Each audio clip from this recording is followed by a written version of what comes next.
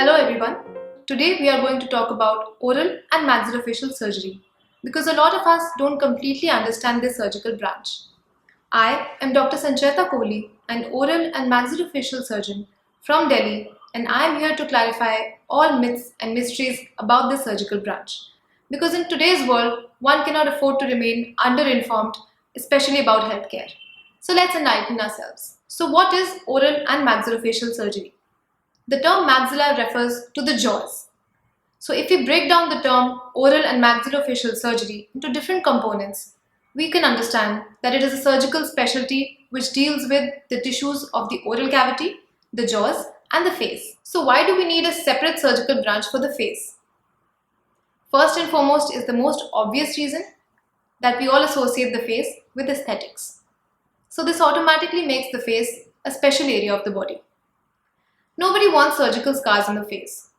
So a lot of the procedures done on the face and the jawbones have to be performed from inside the oral cavity. This requires a thorough and in-depth knowledge of the anatomy and structures inside the oral cavity and the ability to perform procedures in a very small and limited space. This is why it requires specialization in oral and maxillofacial surgery. Also, most facial tissues have a unique structure and anatomy, very different from the rest of the body. For instance, the facial region is very richly supplied with blood vessels. This also makes the surgery very challenging and it requires specialization. Another important factor is that the jaw bones are very different from other bones in the body. Let us have a look at the jaw bones. This is the upper jaw. This is the lower jaw. Between them are the teeth or the dentition. Joining both of them is the temporomandibular joint or the jaw joint, which helps in opening and closing the jaws. So as we can see, the jaws don't function independently, but they work in harmony with the dentition and the joint. This entire masticatory system needs to be in balance and in harmony while performing any procedures on the jaws. Because operating on the jaws can significantly affect your speech, your chewing efficiency, your breathing patterns, your swallowing, and of course, facial appearance. So who needs oral and maxillofacial surgery?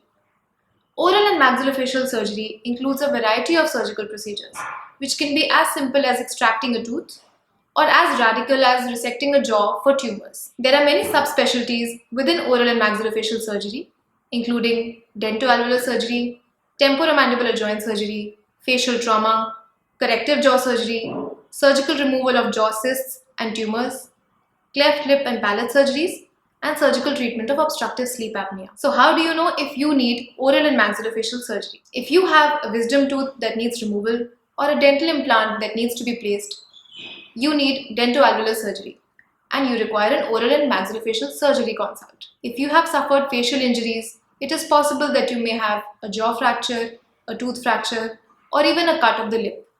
This will require oral and maxillofacial surgical assistance. If you have been having chronic headaches, pain in front of the ear, clicking in the joint area, reduced mouth opening, frequent jaw dislocations, then you probably require a temporomandibular joint surgery and an oral and maxillofacial surgeon can help you. Children born with cleft lips and palates require oral and maxillofacial surgeries at various stages of their life, most commonly to advance their underdeveloped upper jaws, which happens as a result of cleft palate repairs. If you have a face that you feel is too short, too long, an upper jaw that is too prominent, a lower jaw that is too receded, or if you just feel that your face is not symmetrical, then you probably require corrective jaw surgery, which is a part of oral and maxillofacial surgery. If you've had a facial swelling that has been growing for some time, a white patch inside your mouth, or if you're just a smoker, then you need to be in constant touch with your oral and maxillofacial surgeon to be on the lookout for jaw cysts and tumors. If you have been somebody who has been troubled by excessive snoring for a long period of time, or maybe it troubled others around you, and non-surgical treatments did not help, then you probably require surgical treatment for obstructive sleep apnea.